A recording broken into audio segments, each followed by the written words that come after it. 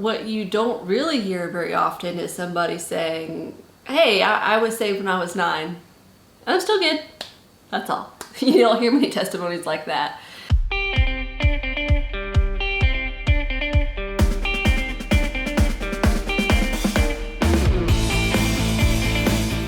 And I wanted to talk to you a few minutes about the idea of, can it really be done?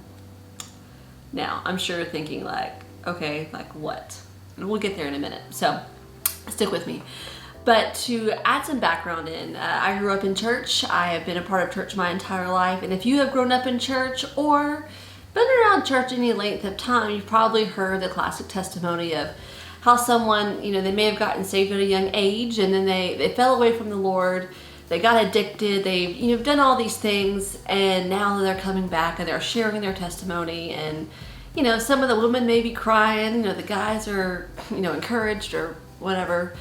And it's a powerful time, and it's a great time to tell about what God has done.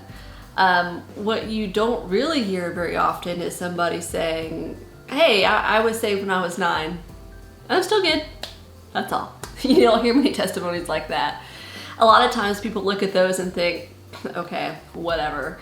And that's kind of the boat that I come from. And the conversation I'm about to share with you is actually with a friend of mine, and we grew up together, and I don't remember not knowing her, so we've always been fairly close. And even though we grew up in the same church for most of our lives, and we're around a lot of the same people, as we got older, we made different choices. And unfortunately, the choices that she had made, they were kind of poor decisions, led her down a bad road.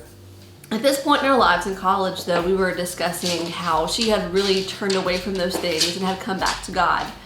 And I was really excited for her. I was like, man, that's a great testimony, how God has done that in your life. And my testimony is boring. Once again, like I just said, I was saved when I was 9. And I was not a bad 9-year-old even before that. I was always a pretty good kid. And even after that, I followed God, I read my Bible, I prayed, I was always at church. And I just told her, I'm like, yeah, mine's not that exciting, but I'm very excited for you that you have come back to God. And she looked at me and she says, yeah, but Ash, you see, you're proof that it can be done.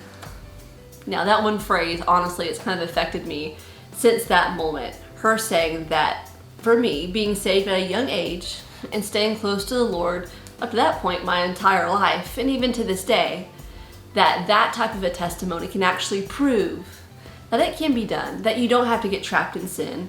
You don't have to make a lot of bad decisions that lead you down a bad road. You just don't have to. You actually can make wise decisions. You can stay close to God. You can have a very fulfilled, abundant life in the Lord and stay close to Him your entire life. And so while there are so many powerful testimonies of people who have been really addicted to things and really down a long, dark road, just know that whether your story is like that or whether your story is more like mine where you haven't had that, your story is really important and it is powerful, because you too may be somebody who is proof that it can be done. Obviously we all make decisions that we're not proud of. Obviously I'm not perfect. There are things I regret doing. There are choices I wish I would have done differently. And while one choice can drastically affect your life, you also have to know that you can't let that one choice, no matter how it has affected you, determine the direction of your life, okay?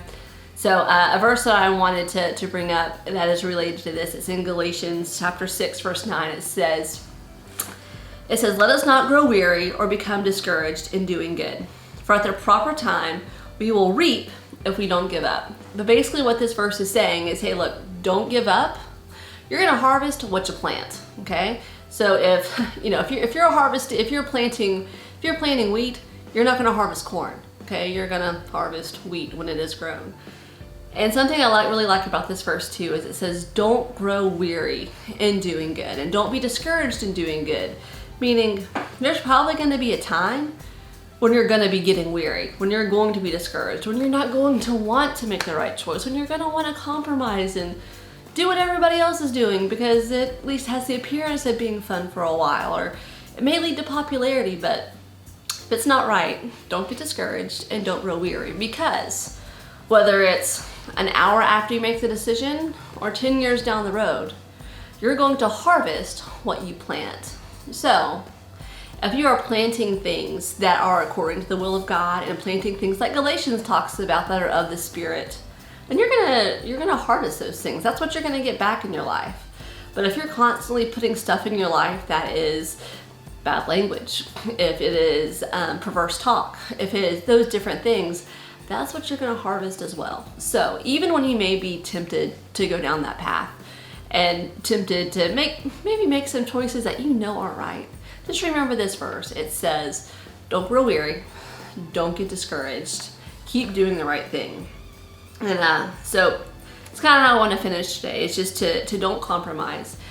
Keep making making time for the important things in life. Reading your Bible, praying, going to church. Of course, right now we're in the middle of like quarantine stuff, so can't really go to church. So online church, make those times to be meeting with other believers, to really make sure that the things you're planting in your life are the things of the Spirit. And lastly, just want to say, there's a verse in 1 Corinthians 10:13, and it talks about how, yes, we face temptations, but none of them are big enough temptations where they are going to overtake us, but there is always a way out. So when you're tempted to not follow the right way, or when you're tempted to give up, whatever the case may be, remember, don't grow weary, and there's always a way out. All right, that's it. Bye.